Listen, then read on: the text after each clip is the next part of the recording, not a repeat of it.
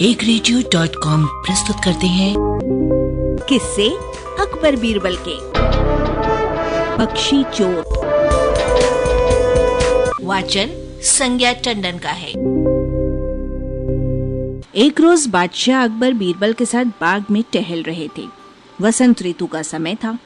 चारों ओर हरियाली छाई थी।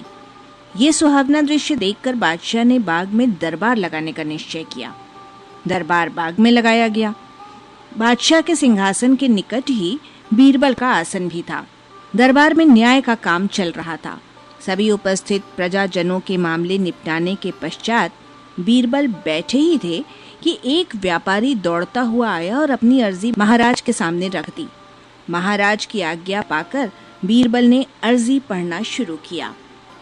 प्रतिष्ठा की पंक्तियों के साथ अर्जी में लिखा था, मैं अजमेर का निवासी हूँ। एक देश से दूसरे देश घूमकर माल खरीदना बेचना मेरा काम है। पिछले दिनों में बंग देशांतर्गत ढाका नगर पहुंचा था। वहाँ एक सौदागर के पास एक राजहंस था जो बहुत सुंदर और गुणवान था। उसके पंख सोने के समान थे। मैं उनकी सुंदरता का वर्णन नहीं कर सकता। उस राजहंस को अपने महल में रहने योग्य समझकर मैंने उसे मुंह मांगे दाम 1000 रुपए देकर खरीद लिया। उस राजहंस को मैं एक पिंजरे में बंद करके यहाँ लाया तथा अपने कमरे में टांग दिया। वो पिंजरा हमेशा वहाँ टंगा रहता था। आज जब मैं अपने घर वापस आया हूँ तो मुझे पिंजरे में हंस नहीं मिला। मुझे शक है मेरे सेवकों ने उसे मार डाला है। मैं प्रार्थना करता हूँ कि उसकी खोज कराकर अपराधियों को उचित दंड देकर न्याय करें। इस फरियाद को सुनकर बादशाह अकबर ने उस व्यापारी के नौकरों को दरबार में उपस्थित होने का आदेश दिया। कुछ ही देर में व्यापारी के सभी सेवक दरबार में हाजिर किए गए।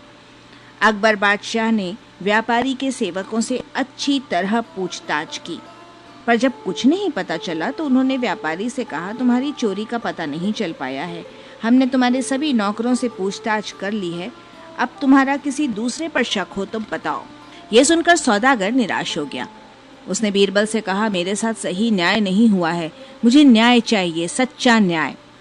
बीरबल ने उसे सांत्वना देते हुए कहा, धीरज रखो, तुम्हारे साथ न्याय किया जाएगा, बिल्कुल सच्चा न्याय।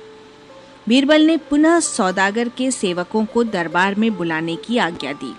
सिपाही उन लोगों को रास्ते से पकड़ कर ले आए। कुछ खोज करने के पश्चात बीरबल उनकी ओर देखकर बोला, क्यों रे चोर, तेरे मन में क्या विचार है? पक्षी को मारकर खा गया और अब उसके पंख पगड़ी में छिपाकर दरबार में आया है। वाह, तारीफ करनी पड़ेगी तेरे साहस की। इतनी देर से तो तूने स्वीकार नहीं किया, पर अब बोल क्या करता है? बीरबल का इस प्रकार से कहना सभी दरबारियों को बड़ा अजीब सा लगा। सौदागर के सेवकों में पक्षी चुराने वाला भी था। उसने मनी मन सोचा कि कहीं मैं भूल से अपनी पगड़ी में पंख तो नहीं रख लाया हूँ। ये सोचकर उसने धीरे धीरे पगड़ी पर हाथ फेरना शुरू किया। सभी दरबारी सेवकों की तरफ देख रहे थे, परंतु किसी की भी दृष्टि उस चोर पर नहीं पड़ी। बीरबल ने अपनी बात पूरी की और बारी बारी से सब पर नजर डाली और चोर को ताड़ लिया। उन्होंने उसके सिवा सबको छोड़ देने की आज्ञा दी। फिर बीरबल ने उससे अनेक प्रकार के प्रश्न किए, मगर किसी तरह भी उसने चोरी करना स्वीकार नहीं किया। तब उसको कोड़े लगवाने की आज्ञा दी गई। ये सुनते ही डर के मारे तुरंत उसने अपना अपराध स्वीकार कर लिया। बीरबल के अनोखे न्याय पर बादशाह सहित सभी दरबारी आनंदित हुए और व्यापारी उसकी बुद्धिमत्ता की प्रशंसा किए बिना न रह सका।